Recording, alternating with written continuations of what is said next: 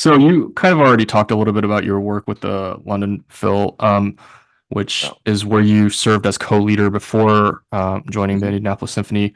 So having worked with or having worked professionally both here in the U.S. and overseas in Europe, can you talk a little bit about the differences in the two cultures in terms of just how they go about their business musically, Musically. Ah, okay.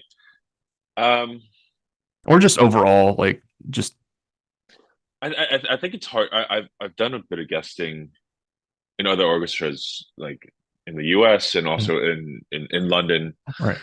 And every orchestra really does have their own personality. It's Mm, amazing to see like how differently the ISO plays from Houston Symphony to Cincinnati to Milwaukee to like Pittsburgh. It's every orchestra is different, so I think it's hard to generalize it as a country.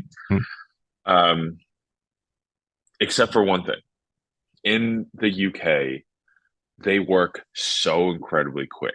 Like for example, mm, the turnaround time is like sometimes they'll do a run out concert. mm, It'll be a morning rehearsal and then mm, they play the concert in the evening. mm, And that's like for a brand new program. mm, And so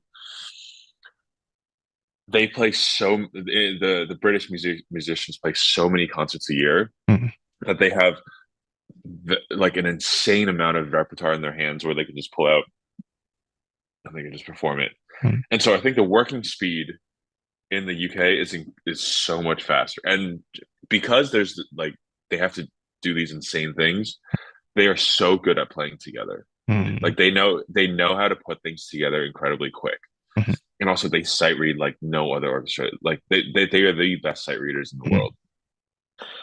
Um so that's the UK. But in America it's let's just call it what it is. Like we're it's a luxurious life. Yeah. We have so many rehearsals. There's so much time, and we play one program a week. Mm, We repeat concerts. There's a lot more opportunities to dive deeper into the music, mhm, and we can nitpick little things, and we can explore different bowings, and mm, we can do different dynamics this time and this. mm, There's a lot more for that, as opposed to in London. They'd be like, mm, what the hell are you doing? We have to put this concert together in like 3 hours. mm, And also like 9 times out of 10, like we won't actually run through the whole thing mm. before the concert. Like we will there will be bits where we are playing for the first time Oh in wow. London. And so Oh. if you walk in there, you're like, oh, I'm gonna change this phone. I'm gonna like, can we try a different? They'd be like, no, get out of here. Like we're just putting it together. Um, so in that case, the culture is a little bit different that way, where Mhm. we have a lot more time in the States to explore these things differently.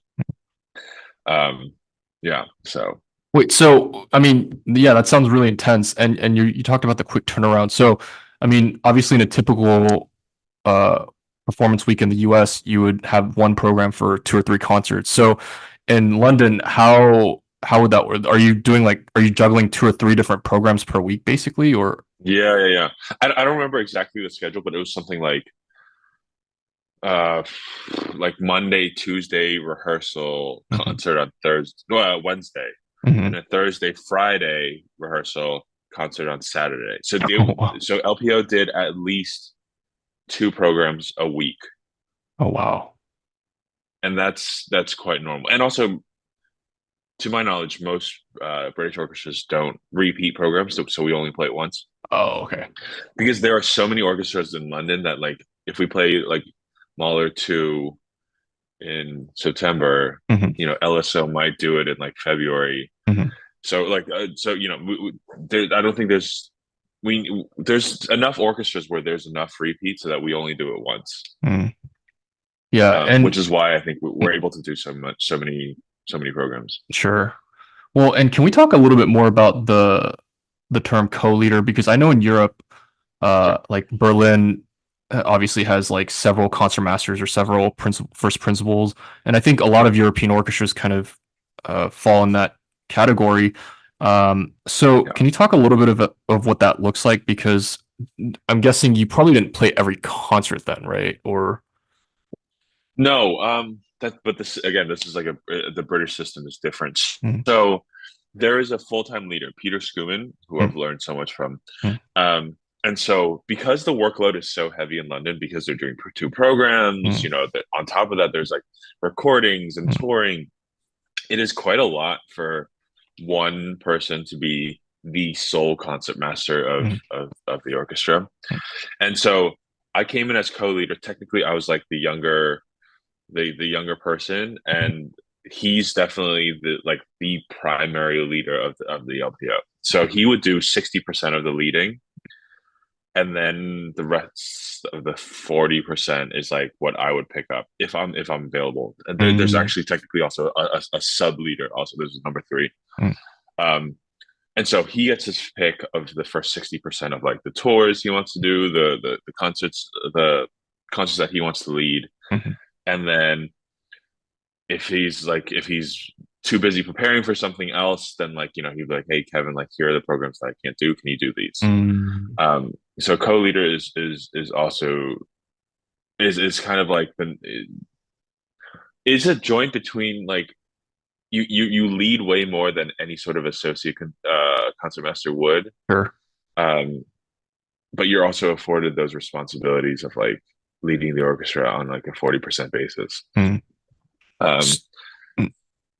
yeah, Well, so would you sit second chair when he was leading, or would you just not play those programs basically? yeah, yeah, no, no. Yeah. Oh, I would say number two. Yeah. okay, okay. Um, but then also, so this actually segues into like the British system where it's like every for most of the major orchestras, I think, except for BBC and Royal Opera House, like Mm, we are all per service players. Everybody's a mm, per service player. mm, Even though you're a full time musician, you are just guaranteed that you will be asked for every service as a full time member.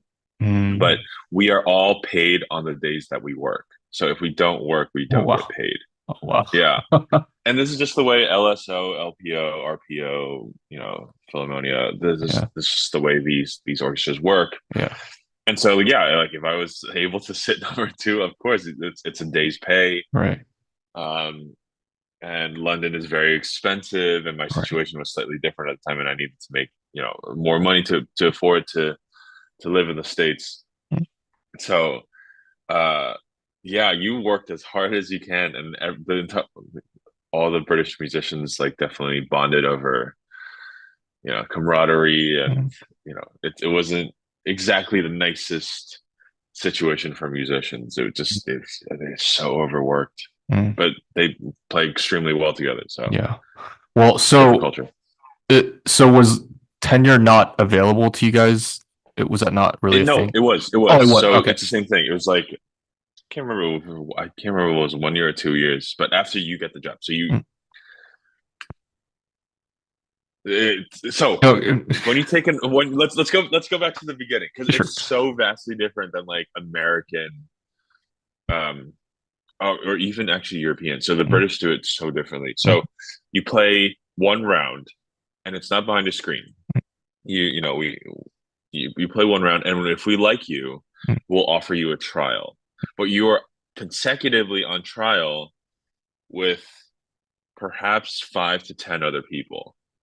Okay. So the second round is kind of like, and they call it on trial, like you come in for weeks at a time to kind of play with us on the job. So you're playing concerts with us. Obviously, we're paying you for your time, but like you come in as like a musician on trial, and Mm, that process can last anywhere between like 6 months to like years. I've met people that have been on trial for like 2 to 3 years, and it's oh, wow. such a crazy and insane process because like you're not afforded any sort of stability. Right. Like, oh well, yeah, we got to keep trialing you. Oh yeah, you're doing pretty well, but we also just did another round of auditions where like Mm, we got 3 or 4 more trialists, and this can keep going and going and going and going until you mm, convince the orchestra that like you are the perfect fit for the orchestra. mm, So the audition and trial process itself can last years. mm. I was lucky. I think mine lasted 8 months or something like that.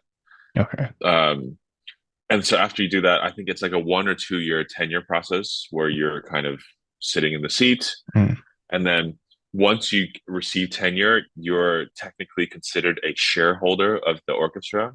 Mm, because most of the orchestras in the UK are musician owned. So the musicians run the orchestra. They are the mm, ones, musicians hire the CEOs, mm, hire the artistic administrators. So it's kind of like an opposite system from what mm. it is in the States. Right. Okay. That's wow. That's got to be really Massively different. well. I mean, well, you mentioned like people could be on trial for like years. That like at a certain point, that's got Yeah. to be so discouraging. Where you probably want to just move on and try another orchestra if it's taking that long. I would just. I mean. Sure, but if you're in the UK, they're all like that. So Oh. that's just kind of like that's just kind of the system. Yeah.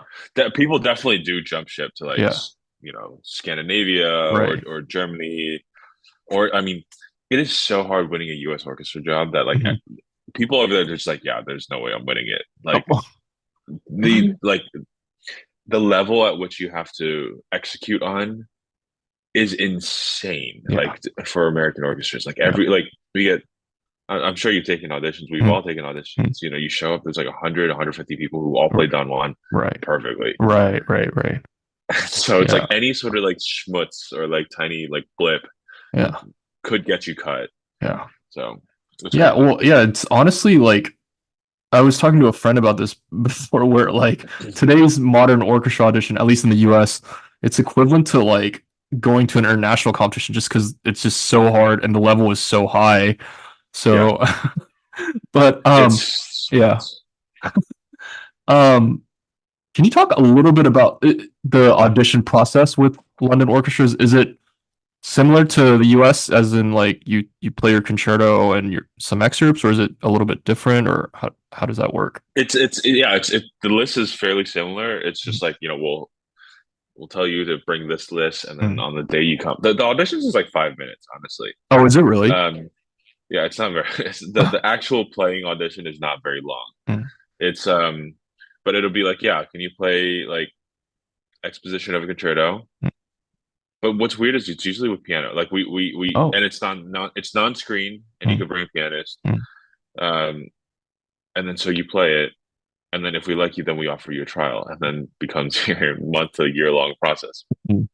Um, but Mm. it's that there are definitely so the audition process is the same, but it's definitely not as cut and dry as the States ones where everything's behind a screen. And at least at at the ISO, Mm. everything is behind a screen until we formally like we offer this person the job. Mm. Okay, now who is this person? So we know Mm. nothing. We don't know race, gender, Mm. Right. religion, whatever. Like we, Hmm. we don't know anything about a person until we have formally dictated, like, okay, this is the person we're hiring for the year, or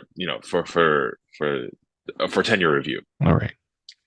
But in London, it's just like, okay, we see you walk in, okay, and then on top of that, then you're playing with us. We're going out to lunch with you. We're like taking you on tour. Mhm. It's very much like a personality. Of course, you're trying to do your best to judge them based solely on their playing. Mhm. But then we're also spending way more time with our colleagues than we are with our families. Mhm. That like a lot of times we are finding someone that we gel with, we work well with. So Yeah. there are Yeah. so many intrinsic like there's so many biases that can go Right. in that process. But you do find someone that plays with the orchestra extremely well. Mm. Whereas in America, like we only hear them. We have no idea how they play in a section until we offer them the job. Right. So we could hire somebody and they're just like totally not the right fit Right. musically, playing wise, that Yeah. it's just like, oh my God, we like so just because we have to be really fair, Right. it doesn't necessarily always result in the best candidate. Mm. Whereas in London, definitely not the fairest in terms of like biases. But it's almost guaranteed that we will find someone that plays extremely well with the orchestra. Right. Well, and that's Yeah. really interesting because I was listening to a podcast that Brenton Smith, the principal cellist of Houston, was on a couple years ago, and he was talking about the different systems throughout the world. And yeah, he I think he mentioned that the London system is most kind of like an interview process where they really like Yeah. want to get to know you before like marrying you, I guess. And as opposed 100%. Yeah. as opposed to the US where it's more like an exam where it's just like you just have to be able to nail everything as accurately as possible. And I Yeah. mean, I think there's pros and cons to both systems, obviously, but um, I mean, whatever works, I guess, right? Whatever works, exactly. And, Right, you know, everyone's done, there's traditions in every orchestra, and that's what right. makes every orchestra sound so different. Yeah, yeah.